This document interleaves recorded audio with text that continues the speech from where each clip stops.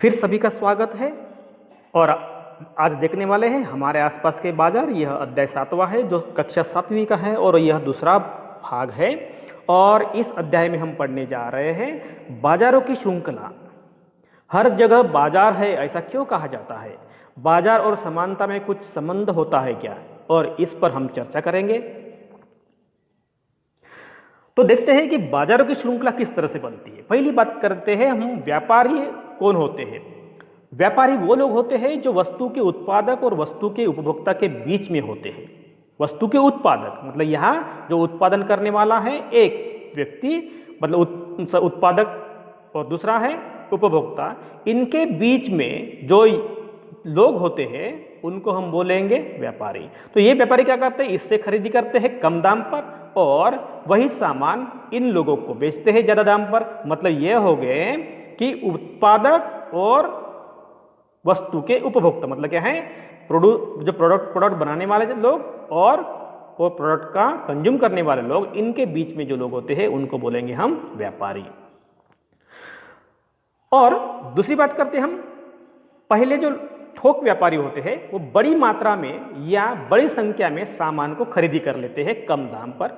फिर वह इन्हें दूसरे व्यापारियों को बेचते हैं। जैसे मतलब एक कोई अगर हमसे बड़ा व्यापारी है, अगर उसने 100 रुपये में कोई चीज़ खरीदी है तो वह दूसरे व्यापारियों को वो 110 में बेचेगा। या खरीदी करने वाले और बेचने वाले दोनों व्यापारी होते हैं, ध्यान में रखें, क्योंकि ये भी व्यापारी है, 100 रुपये में खरीदी किया है, यही व्यापारी है। और व्यापारी दूसरे छोटे व्यापारी को बेचता है, ये भी व्यापारी है। और यह खरीदी करने वाले और बेचने वाले दोनों व्यापारी होते हैं। और व्यापारियों की यह लंबी श्रृंखला का वह अंतिम होता है वह व्यापारी जो, जैसे कि हम यहां देख रहे हैं कि अगर हम बात करते हैं कि थोक व्यापारी कौन होता है, तो देखिए इसमें एक आप्तब नामक एक व्यापारी है और जो बहुत बड़ी मात्रा में सामान खरीदी करता है। जैसे मतलब ये सब्जी का व्यापारी है और उसका जो व्यवसाय होता है सुबह लगभग 3 बजे से शुरू होता है और इसी समय सब्जियां बाजार में पहुंच जाती है। और इस सब्जी बाजार या सब्जी मंडी में गतिविधियां तेज होती रहती है। आसपास और दूर दराज के खेतों से ट्रक, मेटाडोर, ट्रैक्टर, ट्रॉलियां इन भरकर सब्जियां यहाँ आने लगती है और वहाँ एक नीलामी लगती है और नीलामी की प्रक्रिया आरंभ हो जाती है और आप तब इस नीलामी में सहभागी होता है। सब्जियां देखकर वह तय करता है कि आज वह क्या खरीदी करेगा। अगर आप देखेंगे कि वह आज 5 क्विंटल फूलगोभी, 10 क्विंटल प्याज खरीदी करता है। शहर में उसकी एक दुकान है और गोदाम भी है जहां वो अपनी खरीदी किया हुआ माल वहाँ रख देता है और दुकान में अपना माल बेचने के लिए रखता है और वहाँ सब्जियां रख देता है और बेचता भी है। वहां से वह फुटकर व्यापारी जो होते हैं, चिल्लर व्यापारी होते हैं, उनको बेचता है। सुबह 6 बजे के आसपास वहां आने लगते हैं और यहां से दिन भर के लिए व्यापारी खरीदी करने के बाद वे छोटे व्यापारी लगभग 10 बजे के आसपास अपने क्षेत्र में अपनी अपनी दुकानें खोल लेते हैं। इस तरीके से यह आपका भारी मात्रा में या थोक में सामान खरीदी करता है और छोटे छोटे व्यापारियों को वो बेचता है। इस तरह से इसका व्यापार चलता है जो यह थोक व्यापारी है। तो हम देख रहे थे कि बाजार की श्रृंखला किस तरह से बनती है। अभी यहाँ चित्र के माध्यम से हम समझने की कोशिश करते हैं कि यहाँ एक मैन्युफैक्चर है, मतलब जो सामान या चीज़ों का निर्माण करने की एक फैक्ट्री है। फिर यह बेचने के पहले इनके कुछ डिस्ट्रीब्यूटर्स होते हैं या होलसेलर होते हैं। तो ये होलसेलर क्या करते हैं कि इनको ऑर्डर देते हैं और ऑर्डर के अनुसार यहाँ मैन्युफैक्चर हो जाता है। तो ये डिस्ट्रीब्यूटर या होलसेलर फिर रिटेलर को बेचते हैं, ठीक है। और रिटेलर से वो ऑर्डर लेते हैं कौन? डिस्ट्रीब्यूटर्स, जो दूसरे और डिस्ट्रीब्यूटर होते हैं। फिर वह ट्रांसपोर्टेशन करते हैं। ट्रांसपोर्टेशन करने के बाद जो छोटे छोटे व्यापारी होते हैं उनके पास सामान जाता है और जहां डायरेक्टली कस्टमर जो होते हैं, जो अंतिम उपभोक्ता होते हैं, वो यहाँ से खरीदी करते हैं। तो इस तरह से ये व्यापार की एक श्रृंखला बन जाती है।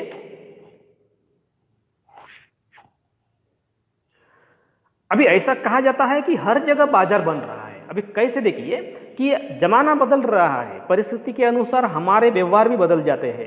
जैसे कि हम अभी शुरू में हमको बाजार या किसी दुकान में हमको जाना पड़ता था कुछ चीज़ें जो लगती है उसको खरीदी करने के लिए, लेकिन आज की परिस्थिति बहुत ही बदल गई है। हमको जो चीज़ चाहिए वो हम फ़ोन या इंटरनेट पर ऑर्डर देकर हम सामान बुला सकते हैं।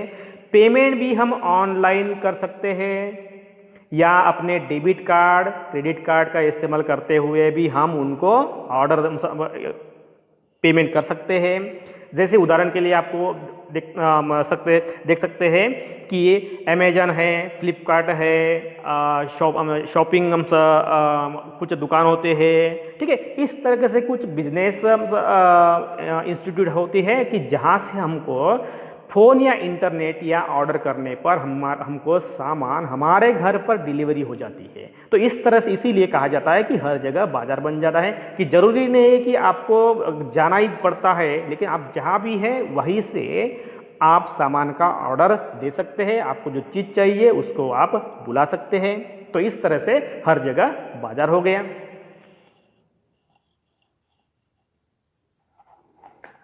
आप यह देख रहे हैं कि जैसे कि हमने देखे थे कि जैसे आफ्ताब नामक व्यक्ति जो थोक व्यापारी होता है, तो इसी तरह के बाजार में जैसे मतलब बड़े बड़े ट्रक यहाँ आ गए हैं जो सामान गांव या खेड़ों से ट्रक भरकर सब्जियां लाए हैं और यहाँ नीलामी लगती है। नीलामी जो ज़्यादा दाम लगाएगा, बोली ज़्यादा लगाएगा, तो उसको वो सामान मिल जाता है। तो इस तरह से ये थोक व्यापारी है जो भारी मात्रा में या एक साथ चीज़ें खरीदी कर लेते हैं और बाद में वो छोटे व्यापारियों को बेचते हैं। तो ये है बड़ी मंडी का नज़ारा। हम यह देख रहे हैं कि दिन ब दिन कैसा हो रहा है कि जो सेल्स पीपल होते हैं वो किस तरह से टाइम स्पेंड करते हैं। तो हम यहाँ देखेंगे एक 2000 का चार्ट दिखाया गया है, 2001 का चार्ट दिखाया गया है और ये दूसरा है 2000 का, ठीक है। तो सबसे पहले बात करेंगे हम 2000 की बात, सन 2000 की। तो उनका जो एडमिनिस्ट्रेशन होता है, जब प्रशासन होता है, वो 16% होता है। फ़ोन सेलिंग पर वो 25% वो सेलिंग करते हैं फ़ोन पर। फेस टू फेस के लिए वो 30% सेलिंग करते हैं। ट्रैवल 18% और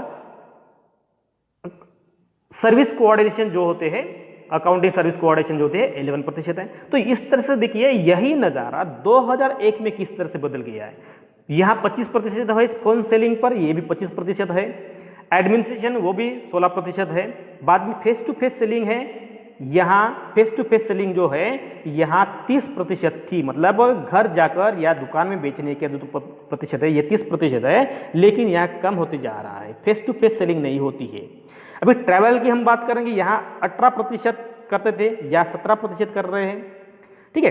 तो जो सर्विस कोऑर्डिनेशन होता है पहले 11% से चलता था, अभी 13% चल रहा है। इसका मतलब क्या हो रहा है कि समय के साथ जो फेस टू फेस सेलिंग हो रही है वो अभी कम हो रही है, क्योंकि ऑनलाइन शॉपिंग ज़्यादा हो रही है और इसीलिए ऑनलाइन शॉपिंग को ज़्यादा प्रीफर किया जा रहा है।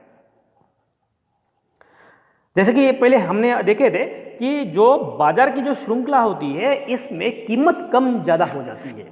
तो वो किस तरह से होती है कि आपको कभी देखे होंगे कि हमारी जानकारी कम होती है, क्योंकि यहाँ बिकने और खरीदने वाले जो चीज़ें होती है हम सीधे प्रयोग नहीं करते हैं। जैसे एक किसान अपनी फसल की पैदावार बढ़ाने के लिए कुछ खाद उर्वरकों का इस्तेमाल करता है।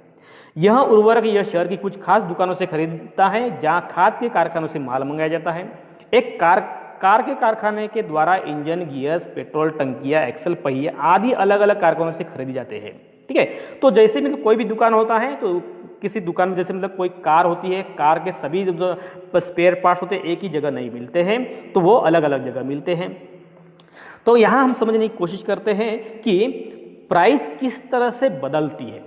तो ये मान लीजिए यहाँ प्रोड्यूसर है और डायरेक्ट लाइन के अनुसार कंज्यूमर के पास अगर जाती है तो समझ लीजिए प्रोड्यूसर को यहाँ 90 रुपये खर्च आता है चीज़ बनाने के लिए, तो वो कस्टमर को 100 रुपये में यहाँ बेचेगा, ठीक है। ये पहली बात है, ये पहला प्रोड्यूसर है और डायरेक्टली कंज्यूमर के पास जाता है, तो यहाँ 100 रुपये की प्राइस से कंज्यूमर को मिल जाती है। दूसरी बात है प्रोड्यूसर है ये यहाँ, ठीक है, यह ट्रांसपोर्टेशन की जाता है और रिटेलर के पास जाता है और फिर रिटेलर कंज्यूमर के पास भेजता है, मतलब कंज्यूमर खरीदी करते हैं। तो मान लीजिए यह 90 रुपये चीज़ है, चीज़ होती है बनने के लिए, ट्रांसपोर्टेशन का वो 10 रुपये लगा देता है प्लस, मतलब 100 रुपये हो गई है। रिटेलर को पास जाता है तो वो भी 10 रुपये लगा देता है, मतलब 90 प्लस 20 वो हो गई 110 रुपये, 110 रुपये वो प्राइस बन गई यहाँ 110 रुपये। जैसे देखिए, अभी देखिए यहाँ प्रोड्यूसर है, तीसरा प्रकार देखते हैं। तो ये एक चीज होती है जो होलसेलर के पास जाती है, बाद में रिटेलर के पास जाती है, बाद में कंज्यूमर के पास जाती है। तो जितना प्रोड्यूसर और कंज्यूमर के बीच में जितने लोग बढ़ेंगे उतने ही लोगों के हिसाब से कंज्यूमर को चीज महंगी मिलेगी। ठीक है, तो यहां देखिए, यहां 2 लोग और बढ़ रहे हैं, 3 लोग और बढ़ रहे हैं, तो प्राइस यहां भी बढ़ती जाएगी। यहां चौथा है, यहां प्रोड्यूसर है, यहां एजेंट भी है। अभी ये तीसरा प्रकार है, यहाँ एक ब्रांड है, ब्रांड लगा दिया है तो उसकी भी प्राइस बढ़ जाएगी, होलसेलर के पास जाता है। तो यहाँ 90 रुपये प्राइस है, यहाँ 10 रुपये लगा है ब्रांड के, ठीक है, होलसेलर के 10 रुपये लग गए और रिटेलर के 10 रुपये लग गए, मतलब क्या 30 रुपये, मतलब 120 रुपये में ये चीज़ यहाँ मिलेगी। तो चौथा उदाहरण होता है कि ये प्रोड्यूसर है, यहाँ एजेंट है, यहाँ होलसेलर है, रिटेलर है, और प्रोड्यूसर को 90 रुपीज़ में ये प्राइस होती है, लेकिन वो बेचता है 100 रुपये में, तो एजेंट को मिलती है 100 रुपये में ये चीज़ मिलती है। एजेंट फिर बेचता है 110 रुपये में, होलसेलर बेचता है 120 रुपये में, कंज्यूमर के पास जाती है 130 रुपये में। तो इस तरह से क्या होता है कि प्रोड्यूसर और कंज्यूमर के बीच में जितने ज़्यादा लोग होंगे उतने ही प्राइस ज़्यादा बढ़ेगी।